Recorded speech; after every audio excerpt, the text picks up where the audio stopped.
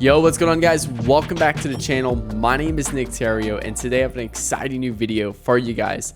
Today, I'm going to peel back the curtain and literally show you guys the ad account structure and kind of overall strategy that I focus on inside of a Facebook ad account that I've used to generate over $5 million in sales across all of my e-commerce clients. So with that being said, before we get started, make sure you hit that like button and hit that subscribe button for new videos every Monday, Wednesday, and Friday. Let's jump into it, guys. Okay, so before I show you the ad accounts, you need to understand one critical thing, that you can take this ad account structure, you can go ahead, upload it to your ad account, change everything up and dive into it. But without the right offer, messaging, or creative in place, you will not see the results that I see. And this will also differ by niche in terms of like, hey, some people might be able to get a crazy rush in one niche with it, some in a different one. But this has nothing to do directly with results, but has everything to do with how we structure accounts and how we kind of focus on certain things inside of the ad accounts. So, and just so we're clear here, this has been battle tested. A few Shopify screenshots, an article I was in by Disrupt Magazine, how we generated $840,000 in 21 days with Shopify and Facebook ads. So yeah, this is the real deal right here. So here is my ad account structure. This is literally a screenshot of one of my ad accounts, just and ripped it and put it into this particular slide. So inside of here, we have a creative testing campaign, an audience testing campaign. We have two different scaling campaigns. Both of them are very different, and I will get into those. We have a retargeting campaign, we have a reactivation campaign, and a past buyers campaign. So like, this is literally the campaigns, the only campaigns that I will use across an ad account throughout its lifetime. I won't be creating all kinds of these different random ones and stuff like that. Creative testing copy -2, whatever the date is today, or untitled. Like, I'm literally doing everything in these specific campaigns. Now, what is each one? And that's what we're going to dive into now. Or before we dive into that, let's look at the ad account structure strategy. So obviously we have Tofu, which is, audience testing, creative testing, this one and this one, these two scaling campaigns right here. So that's Tofu. Top of funnel is essentially where you make people aware of the problem you solve for them. You're making people aware of, hey, this is where you're currently at right now, and here's my awesome product that's going to get you all of these desires that you currently desire, and here's the best fit for it. That's essentially what we're doing in the top of funnel. Middle of funnel, MoFu, is where we're going to convey people on why your solution is the best one for them. So we can leverage some testimonials, we can leverage some unboxing videos, we can leverage some people using the product and demonstrating the product, we can leverage about the brand, why you should buy from us, the donations we make, etc., like all that really cool stuff. Basically, we want to frame people that we're the best solution for them. Now, BOFU, bottom of funnel people. These people are price sensitive people, and they only care about price. So we want to use urgency, scarcity, bonuses, and discounts to convey them over to purchase from us. And then PPS is past buyers, and we want to get people to buy from you. Again, we can do this through new product releases, refills. If it's like a supplement product, I'm a big fan of the Ghost supplements. I take them a lot. So I can do, a refill. Hey, you're running out of pre-workout. Come buy some more. Clothing, every new season, seasonal changes, people need to buy new stuff to get existing customers to purchase more from you. New product drops, etc. So now that you're aware of how this whole structure, the marketing fundamentals behind it, we need to understand of what and how to use each campaign. So first off, we're going to dive into middle of funnel reactivation campaign. That is this one right here. Middle of funnel reactivation. So I like to target a mixture of 7-day people and 30-day people. So I've honestly just came to the conclusion and do a 14-day. Some brands I do 7-day, some brands I do a 14-day, and some I do a 30. So reality is, the cheaper your product is and the product that takes less consideration to purchase, you're going to go to shorter time span. That's just the reality of it. If you're selling a $500 gaming chair, you're going to need a 30-day, 60-day, 90-day window. If you're selling a $10 shaker bottle, you only need a 3 or 4 day retargeting campaign, because if they haven't purchased within those first 3 to 4 days, the likelihood of them purchasing later on is going to be significantly less. So inside of this middle funnel reactivation campaign, I have it's a CBO campaign optimized for purchase conversions. Literally all my campaigns I'm gonna show you in this video is gonna be optimized for purchases. It's gonna be a website conversion campaign, you name it. So inside of this middle funnel reactivation campaign, it's a CBO. What we're gonna do is we're gonna put our 75% watched of all videos in the last 14 days. We're going to put a social engagement 14-day audience, which this is Instagram engagement 14 days, Facebook engagement 14 days, and website visitors 14 days. We're going to stack them all into that one ad set. You're only going to have one ad set in this campaign, and you're going to exclude people who added to cart and people who initiated a checkout, both 14 days, and exclude purchase 30 days. So you exclude all that from this specific campaign. Now, what we're going to do is we're going to make our decisions of what to cut and what to maybe add or conclude on at the ad level. So at the ad level, we have a variety of different middle of funnel objection handling ads. And as you can see right here, got a few of them that's converting really well. Some of them that honestly I could probably turn off by now. So like, for example, this best performer middle funnel ad, the way I do it, if it crosses over 2x our target CPA with 0 purchases, we turn it off. Once it crosses 3x our target CPA and it's not profitable, we'll cut that off as well. So this best performer middle funnel ad number 2 needs to be cut from this specific campaign. And then again, I'm controlling the budget at this campaign level. So it's middle funnel reactivation, CBO. I start off anywhere from $10 to $100 today. The reality is it just depends on how big and how much you're spending. We want to spend 15% of our budget at the middle of funnel stage, essentially. So total daily budget's $100. We want to spend $15 on it. If it's $1,000, we want to spend $150. So next one, bottom of funnel retargeting campaign. So again, this is the people that have added to cart, initiated a checkout. These people are price sensitive. That's it. They only care about getting a really good deal. We can use scarcity, we can use urgency, we can add on some bonuses and give these people special deals. And then we can also do the typical discount structure if you would like. So again, this is a CBO campaign, website conversions, purchase, and I think I started this one off like $20 a day. It's a CBO. And inside of that, we have one ad set, and it includes add to cart people 14 days and initiate checkout 14 days. And then we're excluding purchase 30 days. So we're basically excluding people who have purchased, and we're only targeting people that's added to cart or initiate checkout in the last 14 days. And I'm gonna do the same structure as the middle funnel and just toss in a bunch of different ads inside of it and make my decisions based off it.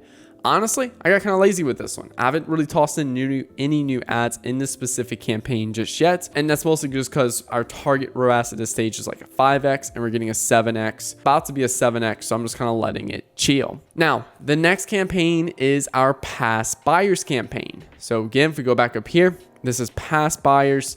This would be a CBO campaign. And again, set up same thing, website conversions, purchase, in CBO, and you can set out whatever you want. So we want to spend about 5% of our daily budget on this specific campaign. So if you spend $100 a day, you want to spend $5 a day. And then, oh, by the way, for bottom of funnel retargeting, we want to spend 10% of our daily budget on bottom of funnel retargeting. So past buyers campaign, I have one ad set in it, and it's a purchase 180 days. Inside that purchase 180 day audience, I'm not excluding anyone. Some people like to exclude maybe 7 days just so that way we're not getting all of our purchases in there. We can exclude some of the fresh purchases, and that's definitely fine. And you may want to recommend that as well. But all we're doing is targeting purchase, 180 days. You can also upload customer lookalikes and all like customer lists. Do not use any lookalikes in these specific retargeting campaigns. And again, we're just tossing in ads inside of it. Now, this is something right here where you have to have great products. So for us, we're struggling with this particular brand right now because these new products we're launching, our existing customers aren't, they're not really grabbing their attention. They're not really interested in it. We had another clothing brand we're working with where they had a 55% repeat customer rate. So our bottom of funnel, our past buyers campaign was crushing it. Whereas this company has a 5% customer repeat rate. So we're struggling essentially with, some of these ads essentially, to keep people to convert again. So now let's dive into the creative testing campaign. So if we go back right here, top of funnel creative testing. So we're going to start venturing into some of the top of funnel, the cold audiences, and the fun stuff right there. So at our top of funnel creative testing campaign, what we're doing essentially right here is we're testing not just creative, I call it creative testing, but we're also testing ad copy. We're also testing headlines. So we're going to be testing the visuals, the images, carousels, etc., videos. We're also going to be testing, new ad angles, new offers. We'll be testing headlines, copies, etc. So let's dive into that campaign. Now, when you want to test an ad, it's all about variable control. So in science class back in our middle school, we learned that if we want to perform an experiment, and we need to keep everything the same but one thing, and that one thing will be the variable. I want to say it's the variable that we're going to kind of play around with, so that way we can keep everything the same and just have one thing. We're gonna I think that's actually wrong. We're gonna keep all the variables the same, and then I forgot what it's called, but just one thing we want to mess with. So with creative testing, what we're gonna do right here is we're taking a best performing audience. So for us, it's for this specific brand, it's male, female, 18 plus, broad, USA. Like literally that's what's performing the best. And we're coming there and we're pairing it with a new creative. And for that new creative,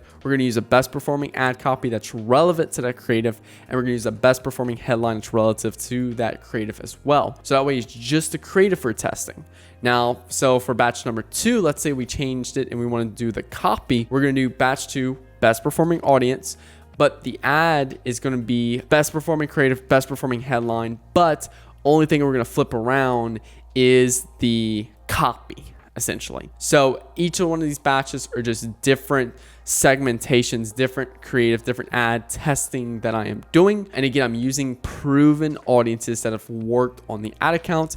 I started off at like $10 a day, let it run, and then after about 5 to 6 days, I start plucking out the winners, and I'm testing 3 to 6 new creatives a week, and I'm testing anywhere from 3 to 4 new copies a week. So there's a lot of testing that's going on to where that way we can really dig deep of what works. So I know it's a lot to take in 1 minute long video. So that's why make sure you click the link below and grab your seat in VIP for Elegant Ecom. So Elegant Ecom will be a course I'll be releasing where I'm basically gonna take this whole video, this 20-minute long video, and turn it into a 2-hour in-depth video on how to do it, everything step by step by step. So grab your seat on that VIP list. This is only for people making less than 25K a month in revenue with their store. If you're making over 25K a month in revenue with your store, make sure you click the link below to book a call with me, where me and my team, my agency and everything like that, we can actually help you out with your business and you kind of steer you in the direction you need to go, whether it's work with us or here is a really cool plan you can throw out and utilize yourself. So back to the video. So that's creative testing right there in a nutshell. And then now let's look at audience testing. So audience testing is literally the same thing, except we're changing the audience, but we're going to use proven ads. So again, this is an ABO campaign right here. I have it at about $30 per audience in this particular example, but I've been really enjoying $20 a day. Now that's kind of what I've been doing, and there's just a little test right here of 30. So you want to set the budget at $20 a day. And you want to test 3 to 6 new audiences per week. And basically what we're doing is we're creating an audience. So create an ad set in this campaign, whatever you want to test, maybe 5% or 10% of a lookalike, maybe some new interests, different age demographics, different placements, whatever. Break it, like play around with the different ad set combinations, and you want to test new audiences. If you can keep finding new audiences, new lookalikes, these audiences you can expand on, and you keep building them up, that allows you to scale the account. So we're using a proven ad in this ad set, and I like to take 3 proven ads that are relevant to that audience I'm targeting. So say if we have our best performing ad, we take 3 of those best performing ads that are all relevant together, and we're testing each one of these audiences. And let's say I'm testing an audience completely different than these. I'm gonna take ads that are relevant to that particular audience and test it. So you may not use the same 3 ads for every single audience you test. So I know that's a lot, but again, you want to keep testing audiences. Test about 3 to 6 per week. You can set the budget at $20 per day. Set this up an ABO campaign, purchase conversions, all of that good stuff. Now, we've just gone through, I think that's what, 5 campaigns, and now it's time to dive into the scaling campaigns. Now, before I get into this, scaling is something that with 14.5 and everything that's going on, we've been kind of just basically having a toolbox of ways we scale an ad account.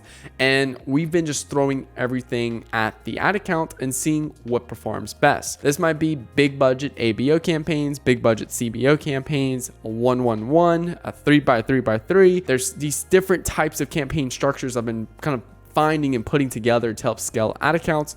And when you're scaling, you need to have a proven ad and you need to have a proven audience. So that's why creative testing works perfectly fine, audience testing works perfectly fine, retargeting works good, reactivation works good, past buyers works good. But then when we get to scaling, this is when things become tricky and we're going to start stacking things together. So we're going to look at, first off, here's my 2 top of funnel scaling campaigns we'll cover in this specific video. So right here, we have a CBO campaign. Looks like the budget's about $120 a day.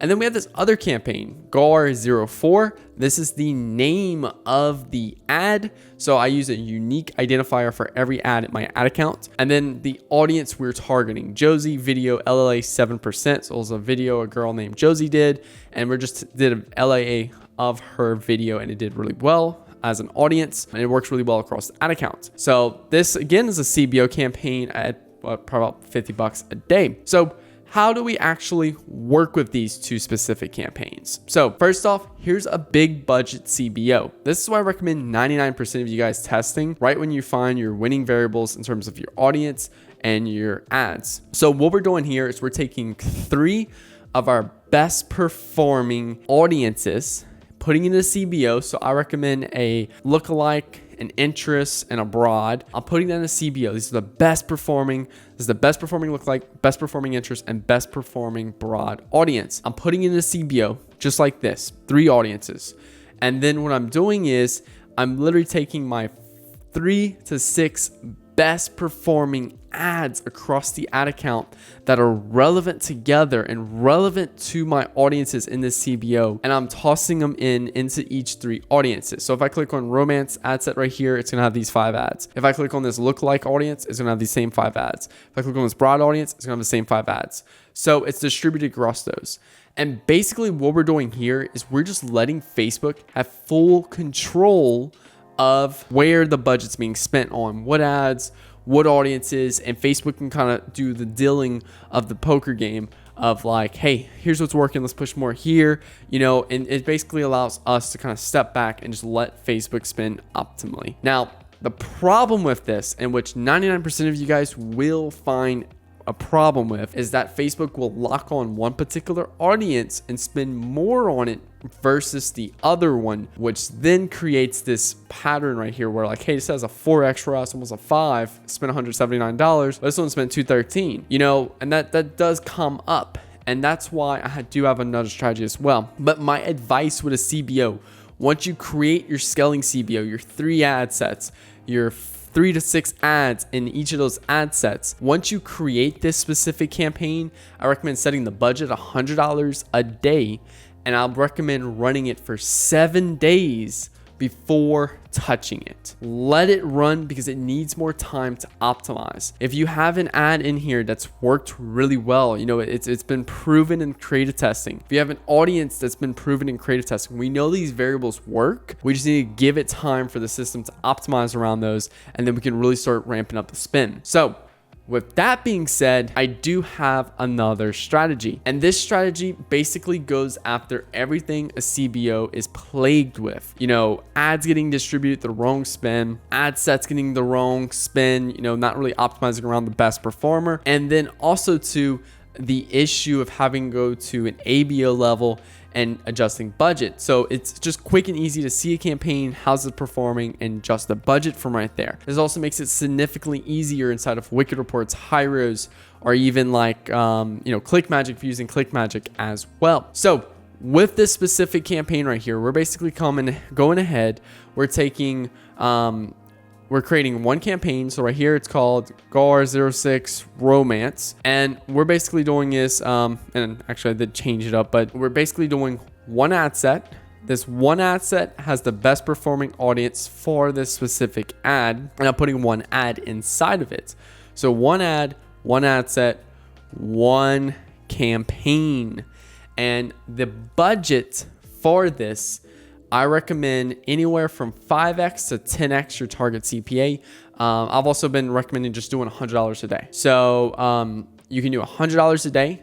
So you create this campaign, run $100 a day, and you can wait about 3 to 4 days before you start to mess with it. But essentially what you're doing is you're creating 4 to 5 of these, because you'll have a few different winning ads and a few different winning audiences, and you can create a few of these campaigns in that account. I recommend only creating 1 or 2 at a time because you can quickly scale up very quickly with this, and you want to blow through spin. So this is another strategy we're using for scaling.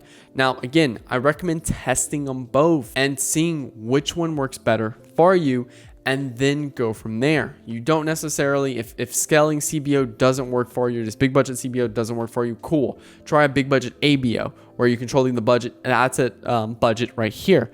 Cool. Now, if that doesn't work, but this works 111, go ahead and use 111. Keep it simple. Whatever works, go for it. You don't, just because we're getting results with this and you're not, then it's okay. If you use a strategy and it, for whatever reason, it doesn't work for you and your strategy is crushing it, then likely you found something really good there, and to keep up with it. You don't necessarily like have to have a exact, but if you keep it, these campaigns like this, where you're segmenting people by their stage in the, you know, in the market, in terms of retargeting, reactivation, past buyers, you're testing creatives and you're isolating variables, and then you're also isolating variables and audiences. Then when you go to these scaling campaigns, you can tackle it from a few different perspectives in terms of big budget CBOs, 111 campaigns, high cost bid cap, like all these other different cool techniques for scaling. Well, guys, I really hoped you enjoyed this video. This is probably my most in-depth Facebook guide I've made so far.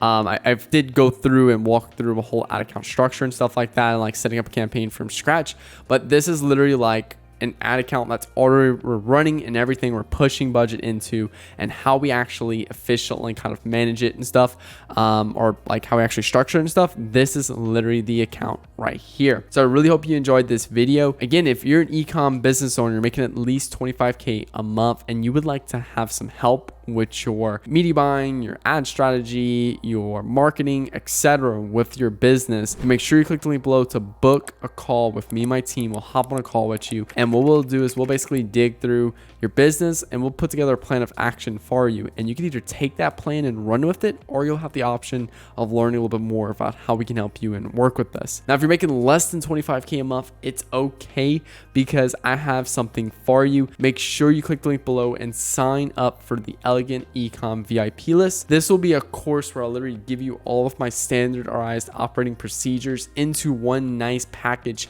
where you can literally go step by step to replicate some of the results I have achieved inside of my videos. Now, again, it's only the first 50 people is going to get it for $500, and after the first 50 people, it's going to go up to $1,000. So make sure you're on that list, because that VIP list will have first dibs to it before it comes to YouTube, and it'll be quite impossible to meet that first 50 people. So you better make sure you're on that list. Well, guys, I really hope you enjoyed this video. Make sure you hit that like button and hit that subscribe button for new videos every Monday, Wednesday, and Friday. My name is Nick Theriot, and thank you so much for watching this video. Talk to you guys later. Peace.